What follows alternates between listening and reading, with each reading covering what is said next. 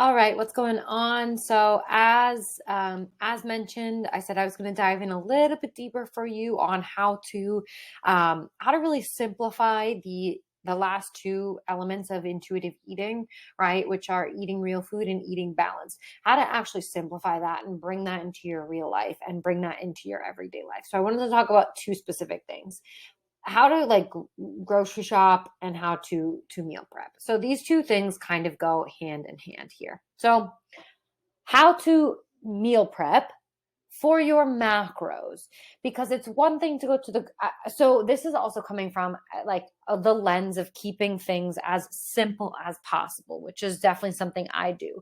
I cannot tell you the last time I followed a recipe for something. I've maybe followed a recipe 3 or 4 times. Uh, and I like to just keep it simple. And I do eat healthy and I do eat balanced meals, and I do eat real foods. I just think about it from like a macronutrient perspective, right? So when you are doing your meal prep, you don't have to have these like gloriously designed meals in Tupperware with these beautifully split sectioned and have them, we've all, if you're on TikTok or Instagram, you've seen these like beautiful fridges and whatnot. Like, you really don't need to overcomplicate it by any means.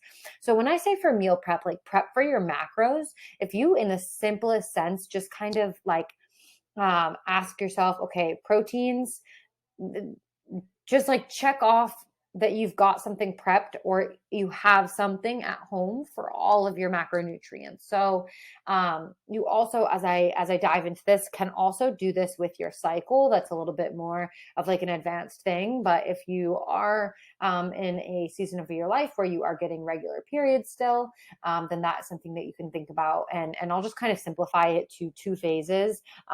Phase one is kind of your follicular and your ovulation phase. And you can think of it as like spring and summer. And then phase two is your luteal phase and your ovulation phase, which you can your luteal phase and your menstrual phase, which you can kind of think of as like fall and winter. So obviously, what do you do in the summer? You go out to eat, and if you're sitting outside, you're not going to get a soup, you're going to get a salad, or you crave something refreshing. And then in the summer, maybe you would, or in the winter, you would order that cup of soup, right? It's that at a smaller scale. So again, think of like your follicular phase and your ovulation phase is spring and summer. So you're going to want to stick to lots of fruits, fresh fruits and vegetables. So lots of salads and salads and like smoothies and stuff like that. And then in the second half, you're going to stick to like when you're menstruating and in your luteal phase, you're going to want to stick to like soups, salads, stews, steamed, sauteed, stir fries, etc. To support your body in its natural fluctuations throughout your 28-day cycle. So you can also keep that into consideration if that's of interest to you and if you are having a period. But simplified even more than that is to just prep for your macros. So when you go to the grocery store, and let's just stick to like lunches. If you want to meal prep your lunches, maybe breakfast is usually something small, or you make some oatmeal or something, or a smoothie and it's quick, and dinners you like to cook fresh, right? And you want to do your meal prep. So you can think prep based on macros. So what I would highly recommend doing is having one or two options for protein for the week, or even three. But just to make sure, with one option, then you're stuck having the same protein that's cooked the same way for lunch for 5 days in a row, 6 days in a row, 7 days in a row, whatever it is. Maybe you do meal prep twice a week. But that's going to prevent you from getting stale and getting bored. So I would recommend either having or cooking two to three different protein sources for the week. And then for your fats, usually if you're doing fats are super easy. You don't need to meal prep for your fats, right? It's if you're having a salad, you're going to throw some nuts and seeds on it, or some avocado or olives on it, or your salad dressing as well can be like an oil-based dressing. And then during your second half of your cycle, right, if you want to prep for fats, again, it's just like tossing avocado on that or something, or cooking with oils and butter and ghee and that kind of stuff. So fats are pretty easy. You don't need to meal prep for fats. For carbohydrates, again, you can kind of split the things, but what would that look like in terms of simplifying? Well, that would look like in your first half of your cycle, that would look like chopping a bunch of veggies to have for snacks. So chopping some carrots, some cucumbers, some tomatoes, peppers, etc., and having those for snacks, because again, you want to be high fiber raw foods in the first half of your cycle. And just prepping those to have them for snacks, or washing your fruit, like when you go to your grocery store, rather than taking a handful of grapes out at a time to wash, just wash all your grapes, wash all your apples, etc. So and then prep salads, and I would highly recommend prepping your salads.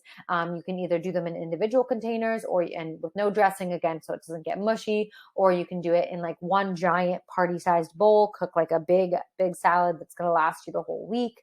And again, you probably wouldn't want to use your dressing yet, but again, prep for your macronutrients. It's not that hard. Maybe you just you cook some hard boiled eggs, and you grill some chicken up. You have some cut and washed veggies and fruits, and you have some salad, like you have a giant big thing of salad. Boom, you just meal prep for the week. And then you would alter that for the second half of the cycle if you want more cooked foods. But it's really that simple. Just think meal prep for macros. You don't have to follow these elaborate and recipes if you don't want. It doesn't have to be glorious. It doesn't have to be beautiful. It doesn't have to be anything. You just have to make sure you're getting balanced meals. It can be super simplified. Even the image that's in this picture right here on this slide, right?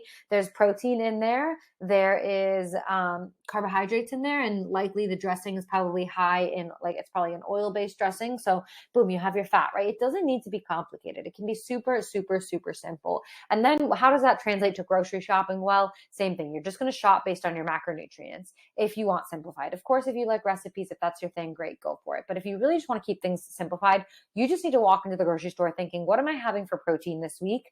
And what am I having for my carbohydrates this week? And then making sure, right, with fats, it's usually like, if you buy nuts and seeds, those things you don't need to rebuy every single week. If you buy like an olive oil, you don't need to rebuy it every single week. But just what fats do I need to stock up on? And then basically you're asking yourself when you walk into the grocery store, like, what are my carbs and what are my protein?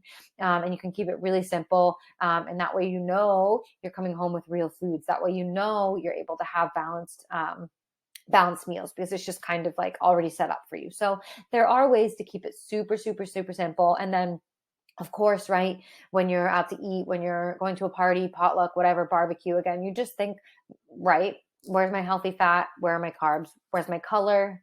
And where is my protein? So that should help you keep it really simple, and you can absolutely integrate that into the rest of your intuitive eating habits.